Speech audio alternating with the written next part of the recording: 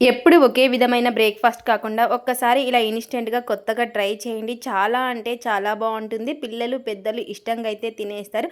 మరి ఈ బ్రేక్‌ఫాస్ట్ ఎలా ఏంటనేది మీకు చూస్తేనే కదా అర్థమవుతుంది. లేట్ ఎందుకింకా వీడియోలోకి వెళ్ళిపోదాం పదండి.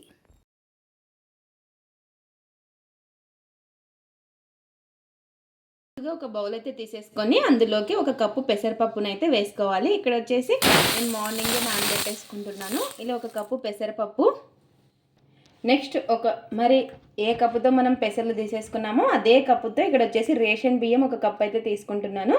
ఇలా రేషన్ బియ్యాన్ని కూడా ఇందులోకి అయితే వేసేసుకుందాము. అలాగే కొన్ని మెంతులు.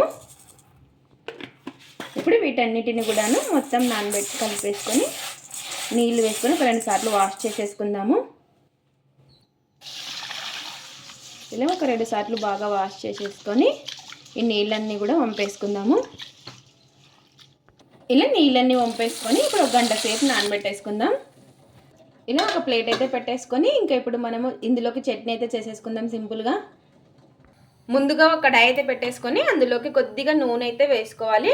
ఇలా కొంచెం నూనె అనేది వేసేసుకొని ఇందులోకి పల్లీలను అయితే వేసేసుకుందాము. ఇలా పల్లీలను వేసుకొని వేయించేసుకోవాలి నూనెలో. ఇలా ఈ పల్లీలను ఒకసారి బాగా కలిపేసుకొని ఆయిల్లోనే ఫ్రై చేసేసుకుందాము.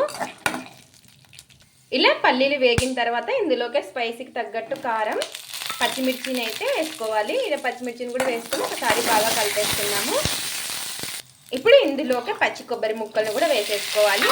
అలాగే కొత్తిమీర, పుదీనా, ఒక 4 అన్ని వెల్లుల్లి రెబ్బలు కూడా వేసేసుకొని మొత్తం ఒకసారి బాగా కలిపేసుకుందాము. ఇలా ఈ విధంగా బాగా కలిపేసుకొని ఇంకా మొత్తం కూడాను ఇప్పుడు ఒక నిమిషం పాటు ఇలా ఫ్రై చేసేసుకొని ఇంకా ఆఫ్ చేసేసుకోవడమే. ఇలా ఆఫ్ చేసేసుకొని చల్లారిన తర్వాత మిక్సీ పట్టేసుకుందాం. ఇలా అన్ని మిక్సీ జార్లోకి వేసుకొని రుచికి సరిపడినంత ఉప్పు, నీళ్లు, కొద్దిగా చింతపండు వేసుకొని మిక్సీ పట్టేసుకుందాం. ఇలా ఈ విధంగా మిక్సీ అనేది పట్టేసుకొని ఇంకా పోపు కూడా పెట్టేసుకున్నాను. జీలకర్ర, ఆవాలు, కరివేపాకు, ఎండుమిర్చి వేసేసుకొని చట్నీ అయితే రెడీ అయిపోయింది. ఇంకా ఈలోపు మిగతా ప్రాసెస్ అయితే చూసేద్దాం మళ్ళీ. ఇలా ఇక్కడ వచ్చేసి చూసారు కదా మనకి పెసరపప్పు అలాగే బియ్యం 2 కూడా బాగా నానిపోయాయి. ఇప్పుడు ఈ నీళ్ళన్నీ కూడాను వంపేసుకుందాము. ఒక మిక్సీ జార్ అయితే తీసేసుకొని అందులోకి ఈ పెసరపప్పు, బియ్యము 2 కూడా వేసేసుకుందాము. ఇలా ఇంకెన్నైతే పడతాయో అన్నీ ఈ విధంగా వేసేసుకొని మెత్తగా మిక్సీ అయితే పట్టేసుకోవాలి. అలాగే పచ్చిమిర్చి, అల్లం ముక్కలు, అలాగే కొత్తిమీర, అలాగే సరిపడిన నీళ్ళైతే వేసేసుకొని మెత్తగా మిక్సీ పట్టేసుకుందాం. ఇలా ఈ విధంగా మెత్తగా మిక్సీ అయితే పట్టేసుకొని అంతా కూడాను ఒక బౌల్లోకి అయితే వేసేసుకుందాం. ఇందులోకే కొంచెం రుచికి సరిపడినంత ఉప్పు, అలాగే చిన్నగా కట్ చేసుకున్న కొత్తిమీర కొద్దిగా, ఒక 1/2 టీ స్పూన్ అంత వంట సోడా. ఇలా ఇవన్నీ కూడా వేసేసుకొని మొత్తం ఒకసారి బాగా కలిపేసుకుందాము. ఇలా మొత్తం కూడా బాగా కలిపేసుకొని ఇంకా మనం వెంటనే దోశ అయితే వేసేసుకోవడమే. చూసారు కదా మనకు బ్యాటర్ వచ్చేసి ఈ విధంగా ఉండాలి. ఇలా ఉండేలా నీళ్ళు అనేది చూసుకొని వేసుకోవాలి. ఇప్పుడు ఇంకా వెంటనే దోశ అయితే వేసేసుకుందాం. ఇక్కడ పెన్నం అయితే పెట్టేసుకొని పెన్నం బాగా వేడెక్కిన తర్వాత ఇలా కొంచెం వేసేసుకుందాము. ఇలా నీళ్ళు వేసేసుకొని ఇలా ఇంకా ఒక గరిట పిండిని అయితే వేసేసుకొని ఇలా ఈ విధంగా స్ప్రెడ్ చేసేసుకోవాలి. హై ఫ్లేమ్లో పెట్టేసుకొని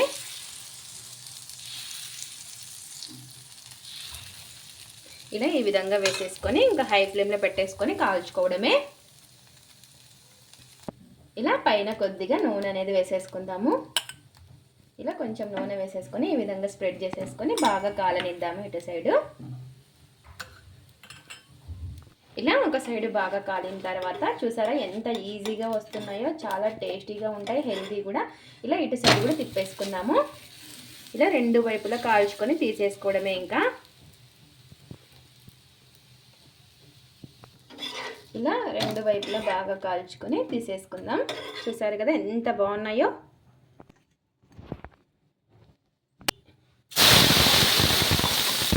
ఇంకో దోశ అయితే వేసేసుకున్నాము. మీరు కావాలంటే చిన్న సెట్ దోశలా కూడా వేసుకోవచ్చు. ఇలా ఈ విధంగా స్ప్రెడ్ చేసేసుకోవడమే దోశని. చూసారా ఇలా ఈ విధంగా ఇలా పైన కొద్దిగా నూనె అనేది వేసేసుకుందాము. నార్మల్ దోశల కంటే ఈ దోశలు చాలా ఈజీగా వస్తాయి. చూసారా, మనం ఎక్కువ కష్టపడే పని లేదు, చాలా ఈజీగా వచ్చేస్తాయి. ఇలా ఈ విధంగా రెండు వైపులా బాగా కాల్చుకొని తీసేసుకోవడమే. ఇంకా ఇలా రెండు వైపులా బాగా కాల్చుకొని తీసేసుకోవడమే.